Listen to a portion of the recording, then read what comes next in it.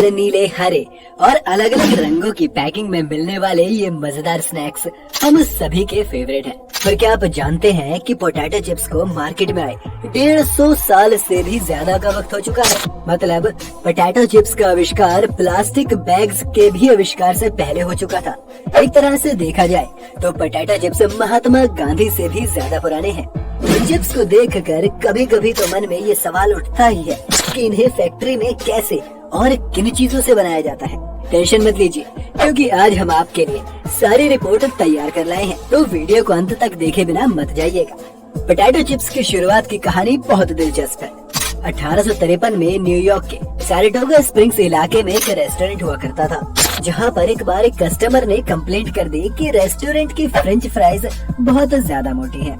Chef ने अपने customer का ख्याल करते हुए उसे पतली फ्रेंच फ्राइज बना कर दी, लेकिन उस आदमी की शिकायत दूर नहीं कर पाया। उसे अब भी फ्रेंच फ्राइज मोटी ही लग रही थी, तो शेफ ने फिर से फ्रेंच फ्राइज को पतला किया, लेकिन वो आदमी अभी भी संतुष्ट नहीं हुआ। अब शेफ को गुस्सा आ चुका था, पर वो कस्टमर को तो कुछ नहीं कह सकता था, इसलिए उसने इस बार चिढ़कर आलू को बहुत ज्यादा पतला काट दिया और उस आदमी को सर्व किया, और बस दुनिया के पहले पोटैटो चिप्स का आविष्कार कर डाला। जी हाँ, पोटैटो चिप्स के बाद लोगों में इस कदर छा गए कि जब दूसरे विश्व युद्ध में राशन की कमी पड़ने लगी तो अमेरिका की सरकार ने पोटैटो चिप्स की मैन्युफैक्चरिंग रोक दी, ये कहकर कि जंग के दौरान भूखमरी की हालात पैदा ना हो, इसलिए वो सिर्फ जरूरी चीजों का ही बनना अलाउ कर सकते हैं। अब इस बात पर जगह जगह पर लोगों ने धरना देना शुरू कर दिया और आखिरकार हार कर सरकार को पोटैटो चिप्स को एसेंशियल फूड आइटम डिक्लेयर करना पड़ा। पोटैटो चिप्स बनाने की टेक्नोलॉजी आज काफी ज्यादा विकास कर चुकी है।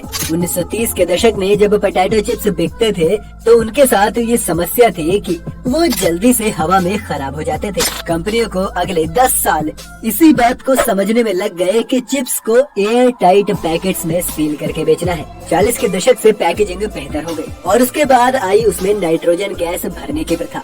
हाँ, वही नाइट्रोजन जो चिप्स के पैकेट में चिप्स से ज्यादा होती है। हम चाहे इससे जितनी भी नफरत कर ले, पर सच तो ये है कि इस गैस की वजह से ही चिप्स बाहर के ऑक्सीजन से रिएक्ट नहीं करते और खराब होने से बच जाते हैं। पोटैटो चिप्स के मामले में टेक्नोलॉजी शुरुआत में बहुत धीरे धीरे आगे बढ़ रही है।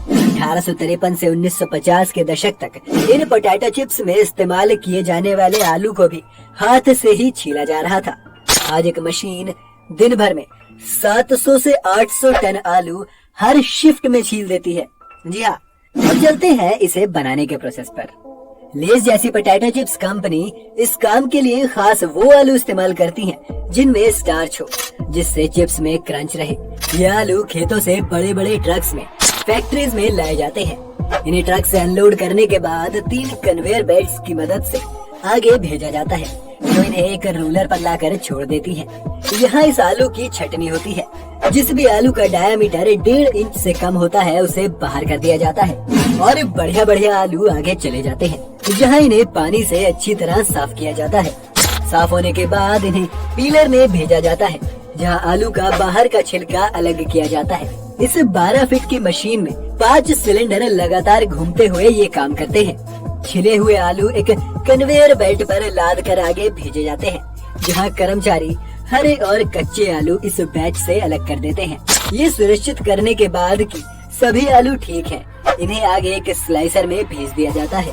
अब ये स्लाइसर 260 आरपीएम की स्पीड से चलता है, जो आलू की बेहद ही पतली स्लाइसेस को काटने के लिए जरूरी है। चिप्स का टेस्ट इन स्लाइसेस पर बहुत ज्यादा डिपेंड करता है।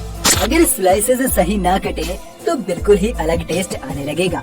इस वजह से कंपनीज अपना ये फॉर्मूला गुप्त ही रखती है। ये स्लाइसर 1 मिनट में 10,000 स्लाइसेस निकालता है, जिन्हें नीचे पानी में छोड़ दिया जाता है। इन स्लाइसेस को धोने से इनके ऊपर का एक्स्ट्रा स्टार्च निकल जाता है। अगर ऐसा ना किया जाए तो चिप्स सख्त हो जाएंगे और उन्हें खाने में मजा नहीं आएगा। एक बार फिर से इन स्लाइसेस को नहलाने के बाद रोटेटिंग ड्रम्स की मदद से इन्हें उठाकर सुखाया जाता है। पूरी तरह सूख जाने के बाद अब ये चिप्स तैयार है फ्राई होने के लिए। चिप्स को फ्राई करने के लिए वेजिटेबल ऑयल या फिर कॉटन सीड ऑयल का इस्तेमाल किया जाता है।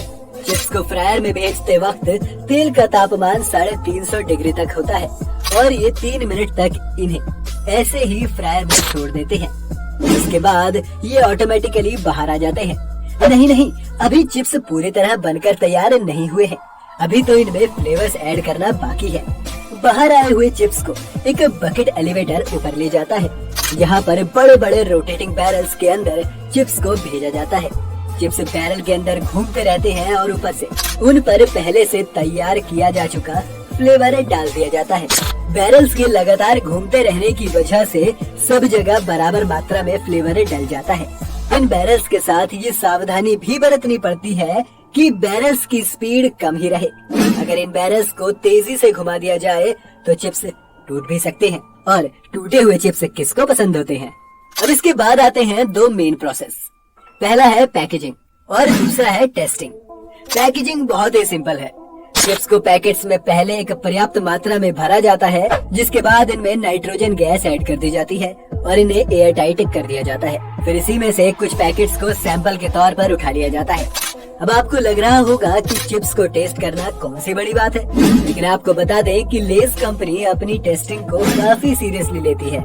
इसलिए चिप्स को दो अलग अलग तरह से टेस्ट किया जाता है। पहले एक टेस्टिंग प्रोफेशनल चिप्स को उनके स्वाद के आधार पर जज करता है, और उसके बाद ये देखा जाता है कि क्या चिप्स को बाइट करने पर एक क्रंची साउंड आ रही है क्या। इस टेस्ट में ये भी ध्यान रखा जाता है कि ये चिप्स बिल्कुल भी सख्त ना हो और उन्हें तोड़ने में कम से कम एफर्ट लगाना पड़े। प्रोफेसर विलियम ई ली एक केमिकल बायोमेडिकल इंजीनियर है, जिन्होंने अपनी जिंदगी चिप्स और उनकी क्रंच की टेक्नोलॉजी को समझने में लगा दी। अब अगर किसी चिप्स कंपनी को अपने चिप्स को अपने कॉम्पिटिटर के चिप्स से बेहतर करने की सलाह लेनी होती है तो वो ली की ही मदद लेते हैं। दोस्तों, चिप्स आपको लगभग दुनिया के हर देश में मिल जाएंगे, लेकिन इन्हें हर देश में चिप्स कहकर नहीं बुलाया जाता। जी हाँ, जैसे कि ब्रिटेन में चिप्स का मतलब फ्रेंच फ्राइज होता है, आलू वाले चिप्स नहीं।